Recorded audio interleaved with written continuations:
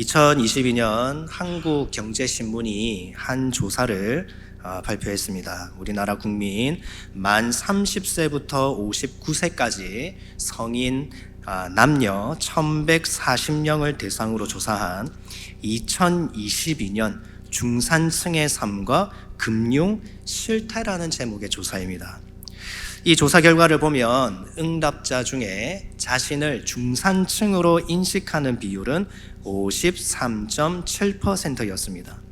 자신을 하위층으로 인식하는 비율은 45.6%였고 자기를 상위층으로 인식하는 사람은 0.7%였습니다. 무슨 말이냐면 당신의 경제적인 생활 수준은 상중하 중에 어디에 속하는 것 같습니까? 이 개인의 생각을 물은 것입니다. 물었더니 나는 중산층에 속하는 것 같습니다 라고 답한 사람이 53.7%, 나는 하위층인 것 같습니다 이렇게 답한 사람이 45.6%였고요 저는 상위층인 것 같아요 라고 답한 사람이 0.7%였다는 것이죠. 99%의 사람들이 나는 중산층이나 하위층에 속합니다 이렇게 스스로 생각하고 있었습니다. 그런데 실제로 그분들의 실제 경제적인 생활 수준은 상위층이 17%였고 중산층이 67%, 하위층이 16%였습니다.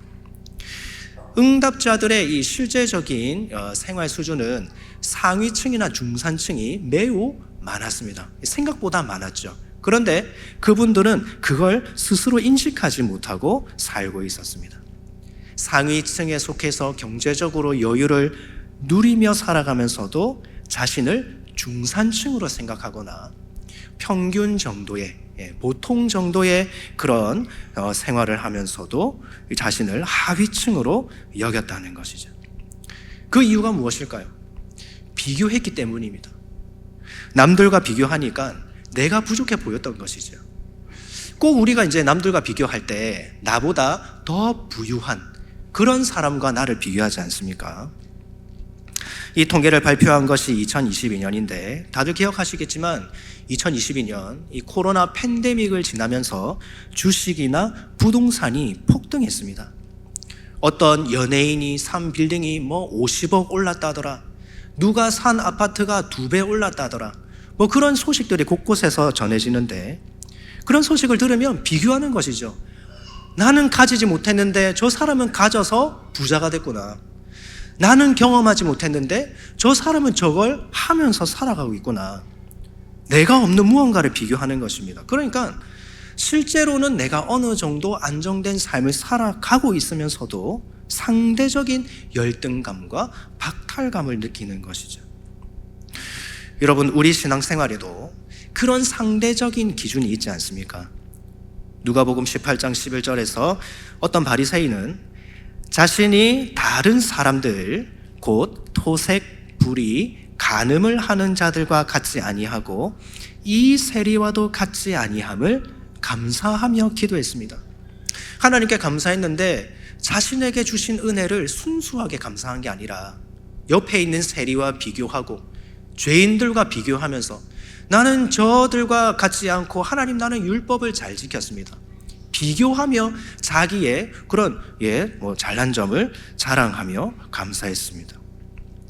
여러분, 혹시 우리도 그렇지 않습니까? 다른 사람과 비교해서 내가 무엇을 뭐라도 하나 더 하면 그러면 내 신앙이 좋아 보입니다. 남들과 비교해서 내가 뭐 하나 못하고 있으면 그러면 내 신앙이 안 좋아 보이죠. 왜 그렇습니까? 상대적으로 비교하기 때문입니다. 여러분, 그렇다면 하나님께서는 우리를 어떻게 평가하실까요? 하나님께서도 우리의 삶을 평가하시는데 하나님의 평가 기준은 무엇일까요? 하나님께서 갖고 계신 그 평가 기준이 무엇인지 오늘 본문을 통해서 우리에게 주시는 교훈을 함께 묵상하겠습니다. 본문을 통해 하나님께서 우리에게 주시는 첫 번째 교훈은 하나님께서 절대 평가하신다는 겁니다. 하나님의 평가는 절대 평가입니다. 하나님께서 남유다의 왕이었던 아몬과 요시야를 평가하시는데 먼저 아몬에 대한 하나님의 평가입니다.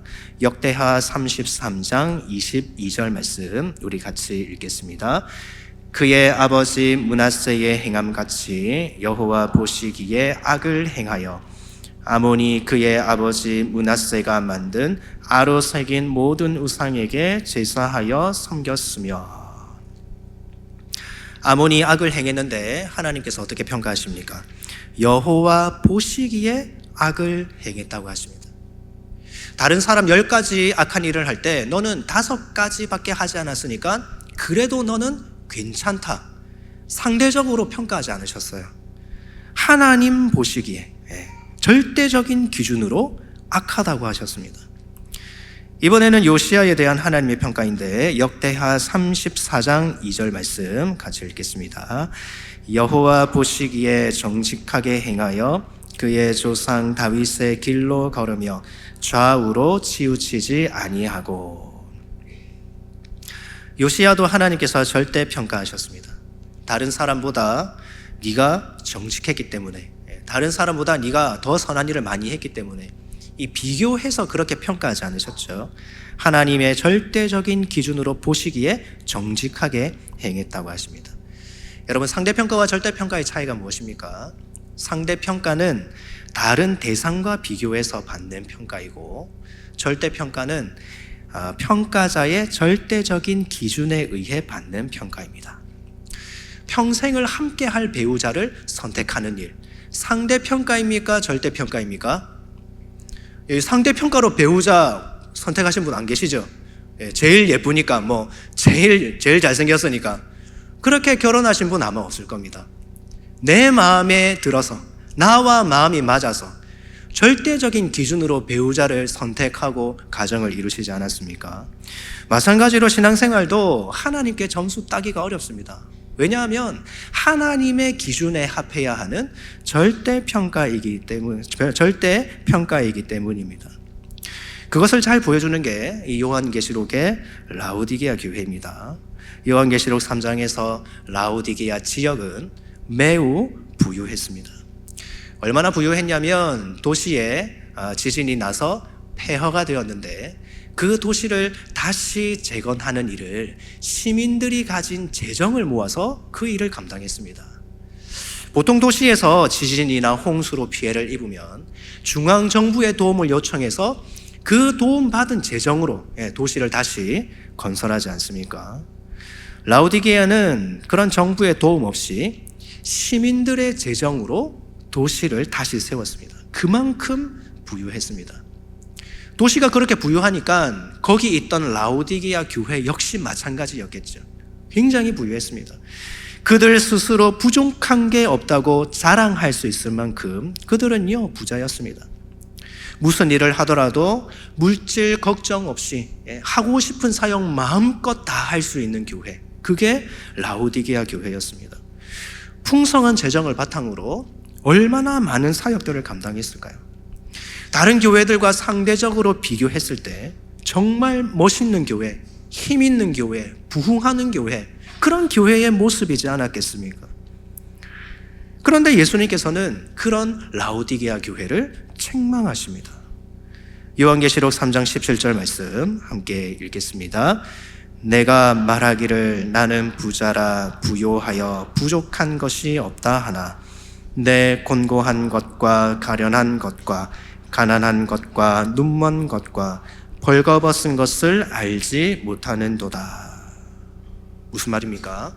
그들은 스스로 우리는 부자다, 부족한 게 없다, 뭐든지 다 할 수 있다, 그들은 스스로 생각했습니다. 하지만 예수님께서 그들을 보시기에 그들의 실상은 아무것도 없는 빈털터리였다는 것이죠.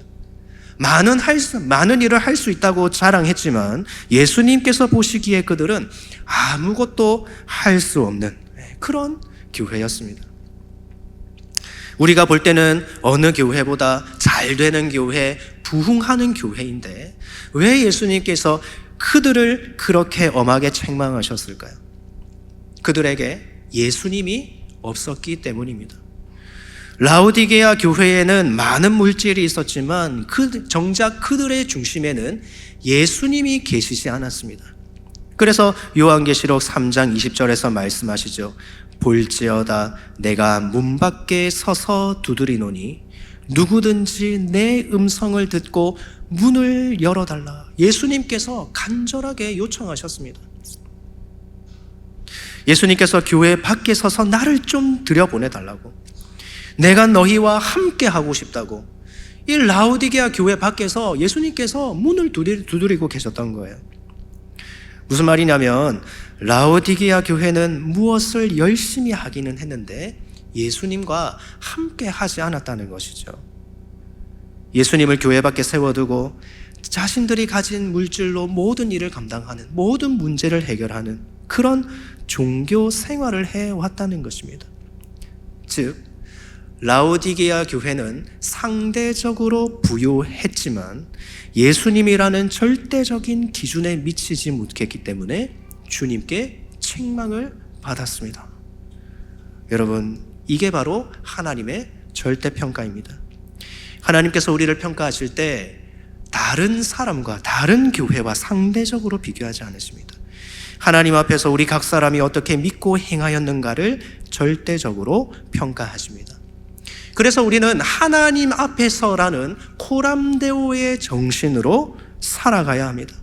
남들보다 조금 더 했다고 만족하는 것이 아니라 하나님 앞에서 거룩하고 신실하기 위해 우리는 노력해야 됩니다. 내가 남들보다 더 많이 하거나 또는 내가 남들보다 못하다고 해서 하나님 앞에서 그게 중요하지 않습니다. 왜 그렇습니까? 하나님은 우리의 중심을 보시기 때문입니다.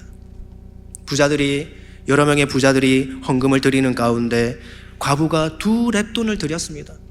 예수님께서는 그 많은 사람들 가운데 2렙돈을 드린 과부가 가장 많이 드렸다고 칭찬하셨습니다.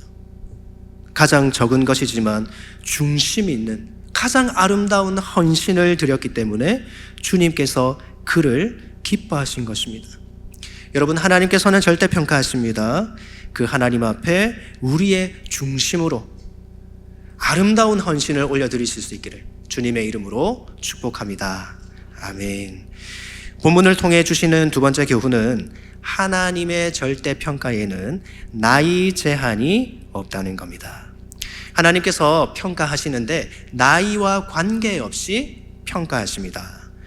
아몬과 요시야의 나이를 보시기 바랍니다. 역대하 33장 21절 말씀 함께 읽겠습니다. 아몬이 왕위에 오를 때에 나이가 22세라 예루살렘에서 2년 동안 다스리며. 아몬은 22살의 왕이 되고 2년 동안 남유다를 다스렸습니다. 그리고 22절에서 하나님께서 보시기에 악하다는 평가를 받았는데, 그러면 아몬이 하나님께 악하다고 평가받은 나이는 몇 살입니까? 24살입니다. 24살 때 하나님의 평가를 받았습니다. 요시야도 비슷한 비교적 젊은 나이에 하나님께 평가를 받았는데요. 역대하 34장 1절 말씀 함께 읽겠습니다. 요시야가 왕위에 오를 때에 나이가 8세라 예루살렘에서 31년 동안 다스리며. 요시야는 8살의 왕이 되었고 31년 동안 남유다를 다스렸습니다.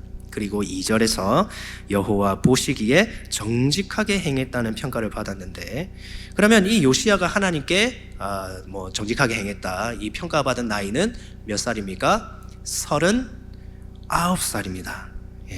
39살. 아몬과 요시야는 각각 20대와 30대 젊은 나이에 자기 인생에 대한, 자기 신앙에 대한 하나님의 평가를 받았습니다. 여러분, 여기에서 알 수 있는 게 무엇입니까? 하나님의 절대평가 앞에서는 나이 제한이 없다는 겁니다. 연세가 드신 어르신뿐만 아니라 젊은 이 청년들도 하나님께서 평가를 하세요. 세상에서 20대, 30대 이 젊은 청년이라 하면 그 인생을 평가하기에는 아직 너무 젊죠. 아직 평가를 하기에는 그 인생에 뭐가 갖추어진 게 없습니다. 소위 세상에서 말하는 대로 각자의 인생을 성공과 실패로 구분지어야 한다면 이 20대, 30대 청년들은 이제 막 사회에 진출하기 시작했기 때문에 그의 삶이 성공이냐 실패냐, 사회적으로 인정받느냐, 우리가 그것을 판단할 수 없습니다.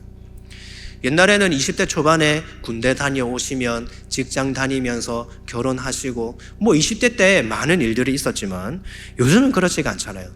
세상이 얼마나 복잡하고 다양해졌는지 이 젊은 청년들이 사회에 진출하기 위해서 첫 발을 내딛는 그 자체가 요즘은 쉽지 않습니다. 아무튼 세상에서 20대, 30대는 이제 자기 진로를 결정하고 사회생활을 시작하는 단계이기 때문에 그 청년들의 인생을 세상적으로 성공했느냐 실패했느냐 우린 그것을 평가할 수 없습니다. 그러나 하나님께서는 나이와 관계없이 그의 신앙을 판단하시고 평가하십니다.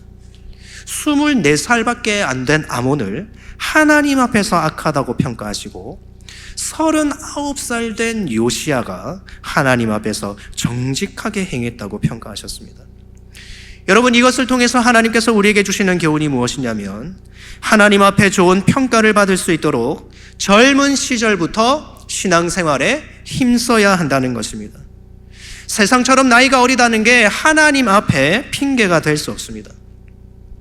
주일 예배를 빠지면서까지 학원에 가고 공부하면 원하는 대학에 들어가고 남들이 부러워하는 그런 직장에 취업이 될지 모릅니다. 신앙생활을 소홀히 하기는 했지만 그래도 이름난 대학이나 그런 반듯한 직장에 들어갔으니까 사람들이 부러워하고 또 칭찬해 줄 것입니다. 그런데 사람들의 평가는 그렇다 해도 하나님의 평가는 어떻게 하겠습니까? 29살에 하나님 앞에 악하다 평가받은 아몬처럼 그 젊은 인생을 하나님께서 악하다고 평가하시면 그의 인생을 누가 책임져 줄 수 있겠습니까? 아몬이 하나님께 악하다고 평가받은 이유가 무엇입니까? 33장 22절에서 그가 우상을 섬겼기 때문입니다. 반대로 요시야는 하나님께 잘했다 칭찬을 받았는데 그 이유가 무엇이냐면 34장 3절부터 7절까지에서 그가 하나님만을 섬겼기 때문입니다. 하나님께서 평가하시는 기준이 뭐냐면 본인이 하나님을 섬겼느냐 우상을 섬겼느냐입니다. 누가 대신 살아준 게 아닙니다. 부모가 악했기 때문에 그 자녀에게 악하다고 하신 게 아니에요. 부모가 신앙 안에 선하게 잘 살아냈기 때문에 그 자녀를 칭찬하신 게 아닙니다. 아몬과 요시야 각자 스스로 살아낸 모습을 보시고 하나님께서 그들의 신앙을 각각 평가하셨습니다. 여러분, 우리 부모님들 신앙생활 정말 열심히 헌신적으로 잘하고 계신데요. 그런데 부모가 신앙생활 열심히 한다고 자녀 대신 하나님의 심판대에 설 수 있겠습니까? 선하든 악하든 우리 자녀들 인생에 대한 하나님의 평가는 결국 자녀들 자신이 책임져야 합니다. 누가 대신 살아줄 수 있는 게 아닙니다. 제가 올해 고등부를 담당하고 있는데 우리 고등부 학생들 신앙생활 정말 열심히 잘하고 있습니다. 주일을 성수하면서 얼마나 예배를 잘 드리는지 모릅니다. 오늘 보니까 마스크 쓴 학생이 몇 명 있어서 물어보니까 감기에 걸렸대요. 감기에 걸려서 목소리도 잘 안 나오고 그런 상태인데 마스크 쓰고 예배 드리려고 교회 왔더라고요. 지금 고등부 학생들 정말 신앙생활 잘하고 있는데요. 그런데 참 이 결석하는 학생들이 너무 안타깝습니다. 주일에 고등부에 오지 않아서 제가 한 사람 한 사람 연락을 해보면 불가피한 사정으로 오지 못하는 경우가 거의 없습니다. 목사님 늦잠 자서 못 갔어요. 다른 일정이 있어서 못 갔어요. 고3이라서 입시 준비한다고 못 갔어요. 본인이 결정하기만 하면 얼마든지 교회에 올 수 있을 것 같은데 그런데 이런저런 개인적인 이유로 교회에 오지 못한다는 게 너무나 안타까웠습니다. 여러분, 지금 고등학교 때 고등학생 때 신앙생활을 제대로 해야 졸업하고 성인이 되고 대학에 가고 사회에 진출하고 해서도 여러분 그 신앙이 흔들리지 않습니다. 생각하시는 게 있겠죠. 대학 가면 신앙생활 제대로 하겠지. 지금 공부 때문에 바빠서 신앙생활 잘 못하니까 대학 가면 잘하겠지. 여러분 대학생들 잘 아시겠지만 1학년 입학하면요 온통 술 먹고 노는 분위기입니다. 고등학생 때 신앙생활 제대로 하지 않은 학생이 대학생 된다고 자기 신앙 제대로 지킬 수 있겠습니까? 이런 부모님들도 계시죠. 공부시켜서 대학 보내고 취업시킨다고 자녀들 신앙생활 소홀히 했다가 이 자녀들이 점점 교회와 멀어지니까 이제 와서 우리 자녀들에게 믿음 달라고, 우리 자녀들 교회 나오게 해달라고, 주일 성수하게 해달라고 그렇게 간절히 기도하는 부모님들도 계시지 않습니까? 여러분, 우리는 내일 일을 알 수 없습니다. 하나님께서 지금이라도 우리를 데려가시면 두말하지 않고 하나님의 심판대에 서야 됩니다. 우리 자녀들도 언제든지 하나님 앞에 설 준비가 되어 있어야 됩니다. 지금 우리와 자녀들은 그 하나님 앞에 설 준비가 되어 있습니까? 혹시 고등부나 교육부서 자녀들을 둔 우리 성도님들이 계시면 간절하게 부탁을 드리고 싶습니다. 우리 학생들이 늦잠 자서 교회 못 오는 일이 없도록 아침에 깨워서 같이 교회에 와주시면 좋겠습니다. 학생들이 아침잠이 많아서 혼자 일어나기 힘든 건 당연하기 때문에 우리 부모님들이 도와주시면 좋겠어요. 주일에 예배 안 드리고 학원 가는 자녀가 있다면 우리 부모님들이 먼저 믿음을 가지고 자녀들에게 영적 우선순위를 가르쳐 주시면 좋겠습니다. 잠언 16장 9절에서 사람이 마음으로 자기의 길을 계획할지라도 그의 걸음을 인도하시는 이는 여호와시라고 했습니다. 우리 자녀의 인생을 인도하는 건 공부 성적이 아닙니다. 우리가 계획하고 열심히 할지라도 우리의 걸음걸음을 인도하시는 분은 살아계신 하나님이십니다. 하나님께서 우리 자녀의 인생을 책임져 주시는 줄 믿으시고 우리 학생들, 자녀들이 주일에 교회 와서 예배 드릴 수 있도록 부모님이 먼저 나서서 주일 학원 일정을 조정해 주시면 좋겠습니다. 고등학교 3학년들도 있습니다. 지금 열심히 공부하고 있는데요. 진로에 대한 고민이 많을 겁니다. 열심히 공부하면서도 마음이 조급하고 불안할 것입니다. 기억해야 할 것은 먼저 주의 나라와 주의 의를 구할 때 내가 걱정하고 염려하고 기도하는 모든 것을 하나님께서 더해 주신다는 것입니다. 예배해야 할 때입니다. 기도해야 할 때입니다. 성적 떨어질까 봐 불안해서 주일 예배까지 포기하며 공부하는 게 아니라 이제는 믿음 떨어질까 봐 걱정돼서 주일만큼은 공부를 내려놓고 교회에 나올 수 있도록 그렇게 우리 부모님들이 믿음을 가지고 자녀들을 가르쳐 주시면 좋겠습니다. 여러분, 하나님께서 인생을 판단하실 때 우리는 어떤 것으로도 핑계할 수 없습니다.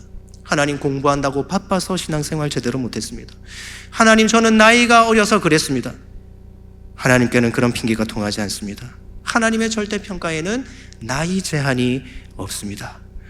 여러분, 우리는 하나님께 좋은 평가를 받을 수 있도록 하나님 보시기에 신실하고 거룩한 삶을 살 수 있어야 합니다. 또 우리 자녀들도 하나님께 칭찬받을 수 있도록 우리 자녀들이 각자의 삶 가운데 하나님을 사랑하고 경외하는 신앙생활을 감당해야 합니다. 그러면 우리는 세상의 관점으로 상대적으로 보기에 별거 없는 인생이라 할지라도 하나님께서 절대적으로 보시기에 너무나 아름답고 영광스러운 주님께 칭찬받는 삶이 될 것입니다. 여러분, 하나님 앞에서 중심 있는 믿음의 삶 잘 감당하실 수 있기를 바랍니다. 그래서 하나님을 기쁘시게 하고 영광 돌리실 수 있기를 주님의 이름으로 축복합니다.